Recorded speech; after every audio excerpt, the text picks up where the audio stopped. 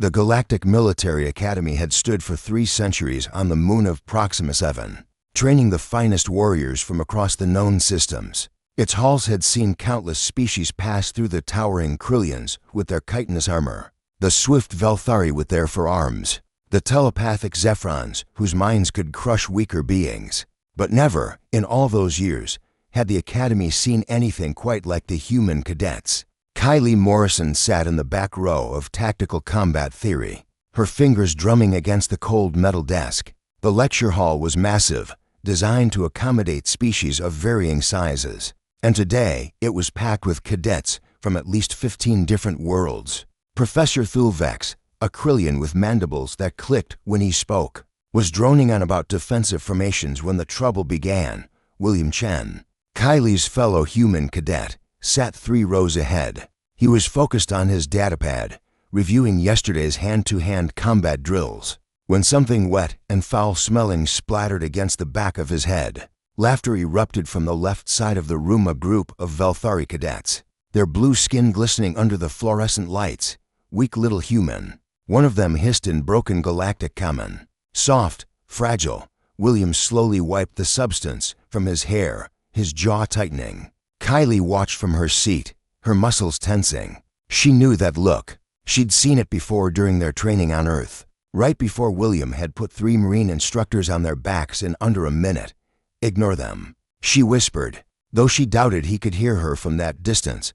But the Velthari weren't finished. Their leader, a cadet named Zixithar who stood nearly 7 feet tall, with muscles that rippled beneath his azure skin, stood up. His 3 companions rose with him, their multiple arms flexing in what their species considered a dominance display. "The humans think they belong here," Zixithar announced to the room. "These fragile creatures from a death world. They have no natural armor, no claws, no venom, no telepathy." He approached William's desk. "They are nothing." Professor Thulvex's mandibles clicked sharply. "Cadet Zixithar, return to your..." But the Velthari moved with shocking speed, one of his 4 hands shooting out to grab William by the collar and yank him from his seat. The room went silent. Even Thulvex paused, knowing that Academy protocol demanded cadets resolve their own hierarchical disputes within reason. William didn't resist the pull. Instead, he went with it, allowing himself to be hauled up. His face remained calm, almost serene. Kylie recognized that expression too. It was the one he wore right before he moved. "You see?" Zixithar turned to address the room, holding William aloft with one arm. "Weak, pathetic. Humans have no place among warriors." He didn't get to finish the sentence. William's elbow snapped backward into Zixithar's throat with surgical precision. The Velthari's eyes bulged, his grip loosening. In that half-second of opportunity, William twisted, broke free, and drove his knee into the alien's solar plexus, or what passed for one in Velthari anatomy. Zixithar doubled over, and William's follow-up strike, a hammer fist to the back of the skull, sent the 7-foot alien crashing to the floor. The room exploded into chaos. The 3 other Velthari rushed forward, but they weren't prepared for what happened next. William moved like water flowing downhill, smooth, inevitable, and devastating. He ducked under a 4-armed grab, swept one attacker's legs out from under him, and delivered a palm strike that sent another stumbling backward into the desks. That's when the other aliens joined in. 2 Krillians, friends of the Velthari, charged from the right. A Zephron cadet, sensing an opportunity to test himself against the infamous humans, rose from his seat. 3 Graxian cadets, bear-like creatures with claws that could rend steel, lumbered forward with roars that shook the windows. Kylie was already moving. She vaulted over to rows of desks, landing in the growing melee with cat-like grace. A Graxian swung a massive paw at her head. She rolled under it, came up inside his guard, and drove her fist into the nerve cluster at the base of his thick neck. The bear alien's eyes rolled back, and he toppled like a felled tree. 10 seconds. William shouted to her over the chaos, referencing their old bet from Earth. "You're on." Kylie called back, a wild grin spreading across her face.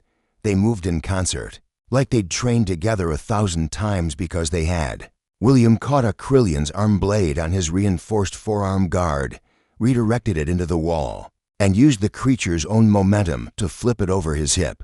Kylie intercepted the Zephron's telepathic. Assault humans had proven surprisingly resistant to such attacks and answered with a spinning backfist that sent the alien sprawling. The Velthari, who'd recovered, charged at William with all four arms extended. William didn't try to block or dodge. Instead, he stepped forward into the attack, collapsed the alien's stance with a low kick, and as the Velthari fell forward, William's uppercut caught him perfectly on the chin. The alien's head snapped back, and he collapsed in a heap. The second Graxian lunged at Kylie with claws extended. She sidestepped, grabbed one massive arm, and used the alien's own strength and weight against it, redirecting its momentum into a nearby wall. The impact left a dent in the reinforced metal. The Graxian slumped, dazed in the span of 30 seconds. It was over. 10 alien cadets species that were supposed to be superior warriors, each one larger and physically more imposing than the humans, lay groaning on the floor. William and Kylie stood in the center of the chaos, barely winded, their stance relaxed but ready. The rest of the classroom was dead silent. Professor Thulvek's mandibles hung open in shock. The remaining cadets stared in disbelief at the two humans who had just dismantled their peers, like it was a routine training exercise. William straightened his uniform and walked calmly back to his desk. Kylie did the same, though not before offering a hand to one of the groaning Graxians, an offer that was weakly accepted. As I was saying, Professor Thulvek's finally managed, his voice unsteady. Defensive formations are crucial in combat, but perhaps, he glanced at the two humans, perhaps we should also discuss why assuming your opponent is weak, simply because they lack natural weapons, is a fatal tactical error. Kylie caught William's eye and smirked. He nodded slightly, the ghost of a smile on his lips. The Galactic Military Academy had just learned something that Earth had known for millennia. Humans might not have claws, armor, or telepathy, but they had something far more dangerous: adaptability, determination, and the ability to turn any weakness into a weapon. The lesson, Kylie thought as she opened her datapad, had been learned the hard way, and it wouldn't be forgotten anytime soon.